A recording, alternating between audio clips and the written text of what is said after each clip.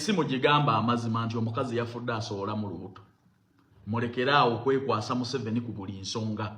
Mubuulirira abaana ab'obuwala abato. Abafu obubenje abafiira mu loogi ne mwekwasa Buganda ne Museveni. Mwe buli mulambo mugunoonyezaamu simpase. Lwaki ssaza lemuzoogerako bitundu? Mulambulule ekyasse omugenzi. Mulekeraawo okwekwasa abantu. Kati bulijjo musanyukira emirambo gy'abalala n'okuwishinga abalala okufa. Mukukirabye nti namwe mujja kufa. Ffenna tugenda okufa, ffenna tugenda. Gwonsookayo busoosi. Wiki ewedde mwabadde mukubajjejjere wano ku Piero mumwagaliza okufa. Mukirabye nti namwe okufa temukulinaako monopole. Katonda temulina simu ye nammwe mugenda. Ate mbabuulira mwenna abaasamirira emmandwa y'abawe muziba Nuupu. Mujja kutusooka emagombe nze mbabuulira. Naye kyannaku nnyo nti musize ensigo ey'obukyayi n'okusekeeterera abagenzi. Naye Katonda abalabisa. Ate Katonda agenda kubamalawo. Nze mbabuulira bantu bange. Katonda olugero olugamba nti lw'oyagaliza muka kitaawo lutta okusinze yalugera. Nange nalusanga ku nsi. Nkimanyi gw'oyagaliza ekibi oyinza okumusooka emagombe. Naye ffe tetujja kugubasalira kubanga tukimanyi okufa kyekyenkomeredde. Era mwange naze maama wange wummula mirembe. Kooti ewuniikiriza abalabye eggaba. Obujulizi bwe buvuddeyo ng'Okero ye yayita ne poliisi okutaasa omutemu ku baana. Ani yatemula abaana b'abantu eggaba? Okero yennyini accused person. Ye yakwata essimu ye n'akubira poliisi ejje edduukirire. Era ssebo tujja kumaliriza ng'Okero yajja kutaasa Miranga. Nebaddaje tujogeddwa mu ggwanga lino nze nabagamba. Omanyi mulwawo okunzikiririzaamu. Naye kasita nnalaba American Embassy. Kasita nnalaba Trump ng'agamba nti Omumerika yenna waali tujja kumulwanirira. Naye mbagamba President Museveni, singa wali oyagala kuyamba abantu ku mutemu ono, wali toyonoona masasi mangi ng'omutaakiriza. Abantu baali beewa justice they and then. Ekyo ne kiggwa eggwanga ne litambula ne tugenda ku birala.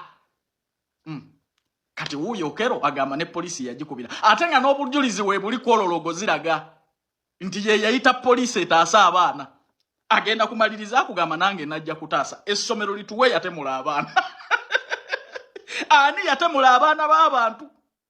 Kubanga Okero yagamba nti ye yayita poliisi. Ye yayita poliisi naye yali azze kutaasa nduulu. Byebiri eggaba. Abagala okugenda ebweru emirimu egitambulirawo Dubai yazzeemu era abantu batambula. Kuwaiti beetaaga bawaita ne bawaitress omusaala $1,700,000 bakirine $1,1.5 mulongoosa mu fast foods company era mwe mukola mu biyungu kwaniriza abantu kutegula bintu kwoza bintu na kuyamba ku ma hotels. Abaana abobuwala n'abo bulenzi okuva ku myaka 21 paka emyaka 4 noonyaako kubanga interviews zino zigenda mu maaso ate nga akasente kooteekamu nga visa kuli mu ngalo. Ku noti 7-6-7-21-51 oba noti 7-4-6-52-48 Calvin Kayanja ogenda kuba omufuna buterevu. Ate kyannaku mbamanyi mmwe nze mmanyi abayimbi wano ne mumala mumanyira mmwe. Obuzibu bwenna buli kyenjogera mbera kubamba manyi mmwe namala ababeeramu.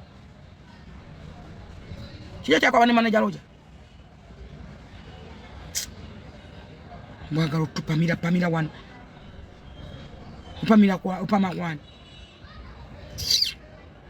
Bugera ne bulembeza obutama bonna ne buli amakola ne bujjuza empengere mu matama ne bujjuza mmwe emmwanyi. Obakaki abananda babadde bayingirira mu bintu byammwe. Osoko bavume. Temumanyi kwogera mu bantu. Bakazi bakenzo babadde bajiddewa. Sente wasaba federation nene bangatoli qualified kufuna sente ne bagamba tewali sente saving yote kuwa sente. Waloza mbogenda batala $5 bakwe bibiri ba 10. Uchikoze se kigomanyi value ya sente. Utalide makola lwomanye nako. Muve ku bantu man. Si tebyali na byapaka bakuforcing bayina kuba forcing ogenda mu federation. Kole yiyo. Na watu gambe wakoze federation ule mubedde omukubira kole yiyo. Gwo muyimbe wekitalo nnyo wamanye nera kubanye nyama masinga ensiyo nayo jita Jamaica mutulira kama kola. Yaba Jamaica laba yimbanga gwe. Mutuze eri ebibuno byammwe muve kwa jati wuzi ya namyala. omuntu ayogera ku Namyalo oba tomanyi Namyalo, please leave Namyalo alone. Namyalo alina omutima omulungi atayagaliza. Namyalo omutima gwo omulungi kano tasobola kuguleka nga tagugabiridde oba nga tagusanyusizza. Namyalo talya yekka. Secondly, abantu batamanyi Namyalo nga mumulabire mu office of waliko ONC. Njagala muzeyo background mabega Namyalo yakakola mu government yes. Oyinza okuba n'omukazi gwoyogerako tomumanyi kubanga ne Kenya yali emuyisa recently. Muzeyi yagana mugane. Yali avaawo. Yaliko mu government ye TZ. Ekirala lwakuba tamanyi Namyalo kubyalina akakayumba abalago bakamotoka kayawadde omwana we diringa keri muva ku mubiri just ekota yekko. Omwana wa Namyalo mugagga nnyo n'okusinga kyolowooza nga 5 years ayina obugagga obuweza emyaka 8 asana okuweza emyaka 6 nga takola nga alya. First of all yamuzaala omu Namyalo nyina yamuzaala omwana ogu alatiwiza Namyalo bamuzaala ogu nga Namyalo ne Namyalo yenyini nazaala omwana ogu. Namyalo ayina ssente omwana we zasobola okulyako paka ku myaka 6 nga takola. Namyalo teyakafuna kati ssente. Oyinza mubukira kanalonga Namyalo ssente azijja yekamba buze. Why not omwana wa Namyalo kubanga amugulira emmotoka? Why not? So what? Obadde ayagala agulye wanyoko. Mbu yakoze kive. Omuntu agulidde omwana we emmotoka onyiiga. Muli balogo. Obadde ayagala muwe bindazi bino bemuwa abaana babanako ku mikolo. Obadde ayagala muwe mapeera. Bannange bino ebisoddokyo bimanyiira. Namyalo wagulira omwana we emmotoka onyiigira wa. Wano waliwo n'abaana b'abantu kyovola abantu bakyalaga baana baabwe. Wano waliwo nalabye gwe muvubuka gwe simanyi yaani ono muvubuka ono w'amannyo yaani. Ono muvubuka wa Piero oyo ate omulenzi oyo amanyiira oyo. Yoba yaani erinnya ani mpandikira wano ndyalabidde. Okolakolawo bututatuta bw'ekisuuto walina akumanyi. Tomanyi Namyalo byayitamu. Tomanyi Namyalo byayitamu va ku Namyalo bututatuta bwekozaakoza. Ne muddayi ne mukiiringa ne munywa omwenge. Olwokuba mbuno okola bututatuta. Otwitinga nnyo notaginga gye n'omulezi oyo Furanka mukuze mutambulira mu bulamu bwa first class.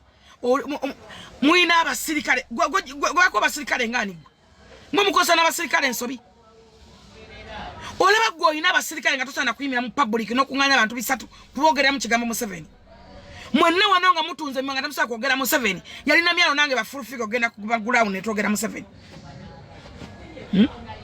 Okola mulimu kigwe sende zo living azolya.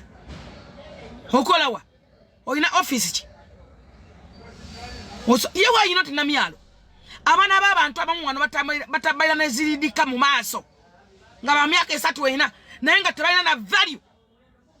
Tebana chosa kuyimira nebogera ku kigambo Museveni ba ku government ya Museveni. Nga n'okujogera ko bajogerako mukamba. Batamba neziridika. Why not Namyalo asiba mu public? Nasiba mu manavu mu aba NRM, navu mu banupu, navu mu batero yu, navu mu DP, navu mu bachi, nagana mamalaya, nagana mbayineko ku matako, nagana udawa. Why not Namyalo agane mbalalu? Why not? So what are you saying? Mbu akoze nyombo ebyo binene nnyo byakoze. Abantu mubye sente za government ne mubana amadagala mulayo. Twaba tulaga amawulire. Nabadde ku Salt TV tulaga amawulire. Ng'eddwaliro lijjudde emifaliso bagipakinze waggulu. Nga mingi nyonyo bannango bere gulire muna sodi no nyane muri aba bengamba. Nga emifaliso mingi nyonyo wejiti. Ng'eddagala lingi nyonyo nga abalwadde bali kutaka sina ku cement. Wabade ono mukazi kutaka Namyalo ayina byesakira. Namyalo ebintu byagaba yabyesakira nagenda mba amu nasabiza nagenda ludawa. Mufa kine Namyalo. Takwata ina musalago gwasobola kwera mwana we sente. Obagudde mwana we motoka.